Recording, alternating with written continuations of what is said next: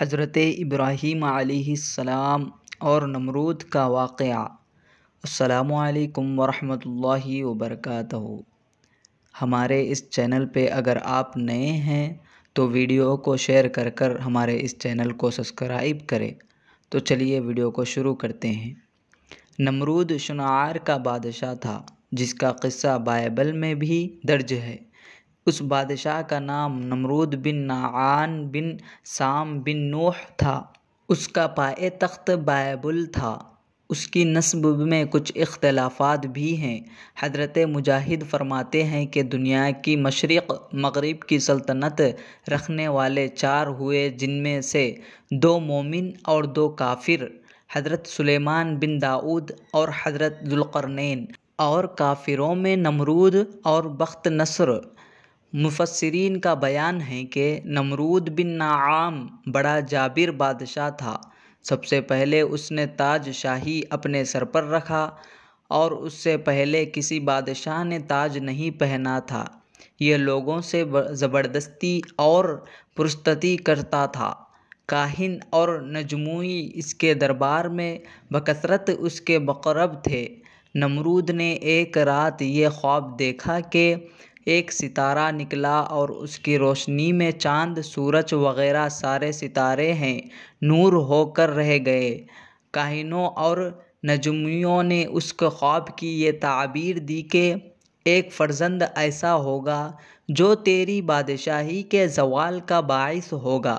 یہ سن کر نمرود بے حد پریشان ہو گیا اور اس نے یہ حکم دیا کہ میرے شہر میں جو بچہ پیدا ہو وہ قتل کر دیا جائے اور مرد عورتوں سے جدا رہے۔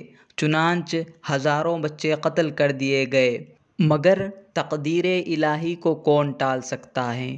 اس دوران میں حضرت ابراہیم علیہ السلام پیدا ہو گئے اور بادشاہ کے خوف سے ان کے والدہ نے شہر سے 2 پہاڑ کے ایک غار میں ان کو چھپا دیا۔ اس غار میں چھپ کر ان کی والدہ روزانہ دودھ پلا دیا کرتی تھی۔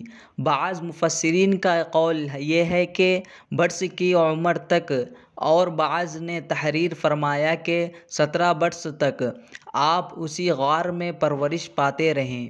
حضرت ابراہیم علیہ السلام کا توکل روایت ہے کہ جب نمرود نے اپنی ساری قوم کے روبرو حضرت ابراہیم علیہ السلام کو آگ میں پھینک دیا تو زمین و آسمان کی تمام مخلوقات چیخ مار مار کر بارگاہ خداوندی میں عرض کرنے لگی کہ خداوند، تیرے خلیل آگ میں ڈالے جا رہے ہیں اور ان کے سوا زمین میں کوئی اور انسان تیری توحید کا علم بردار اور تیرا پرستار نہیں، لہٰذا تو ہمیں اجازت دے کہ ہم ان کی امداد و نصرت کریں۔ تو اللہ تعالیٰ نے فرمایا کہ ابراہیم میرے خلیل ہیں اور میں ان کا معبود ہوں۔ تو اگر حضرت ابراہیم تم سبھوں سے فریاد کر کے مدد طلب کریں تو میری اجازت ہے کہ سب ان کی مدد کرو، اور اگر وہ میرے سوا کسی اور سے کوئی مدد طلب نہ کرے تو تم سب سن لو کہ میں ان کا دوست اور حامی و مددگار ہوں، لہٰذا تم ان کو معاملے میرے اوپر چھوڑ دو۔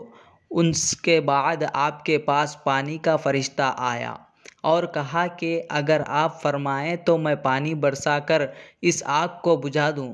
پھر ہوا کا فرشتہ حاضر ہوا اور اس نے کہا کہ اگر آپ کا حکم ہو تو میں زبردست آندھی چلا کر اس آگ کو اڑا دوں۔ تو آپ نے ان دونوں فرشتوں سے فرمایا کہ مجھے تم لوگوں کی کوئی ضرورت نہیں، مجھے کو میرا اللہ کافی ہے اور وہی میرا بہترین کارساز ہے۔ وہی جب چاہے گا اور جس طرح ان کی مرضی ہوگی میری مدد فرمائے گا۔ جب کافروں نے آپ کو آگ میں ڈالا تو آپ نے اس وقت یہ دعا پڑھی، لا الہ الا انت سبحانک لک الحمد ولک الملک لا شریک لک۔ اور جب آپ آگ کے شعلوں میں داخل ہو گئے تو حضرت جبرائیل علیہ السلام تشریف لائے اور کہا کہ اے خلیل اللہ، کیا آپ کو کوئی حاجت ہے؟ تو آپ نے فرمایا کہ تم سے کوئی حاجت نہیں ہے۔ تو حضرت جبرائیل علیہ السلام نے کہا کہ پھر خدا ہی سے اپنی حاجت عرض کیجیے۔ تو آپ نے جواب دیا کہ وہ میرا حال کو خوب جانتا ہے، لہٰذا مجھے اس سے سوال کرنے کی کوئی ضرورت ہی نہیں ہے۔ اس وقت حضرت ابراہیم علیہ السلام کی عمر شریف 16 سال یا 20 برس کی تھی۔ آپ کتنی دیر تک آگ میں رہیں؟ اس بارے میں کہ آپ کتنی مدت تک آگ کے اندر رہیں، 3 اقوال ہے۔ بعض مفسرین کا قول ہے کہ 7 دنوں تک آپ آگ کے شعلوں میں رہیں، اور بعض نے یہ تحریر کیا ہے کہ 40 دن تک رہیں، اور بعض کہتے ہیں کہ 50 دن تک آپ آگ میں رہیں۔ واللہ تعالی اعلم۔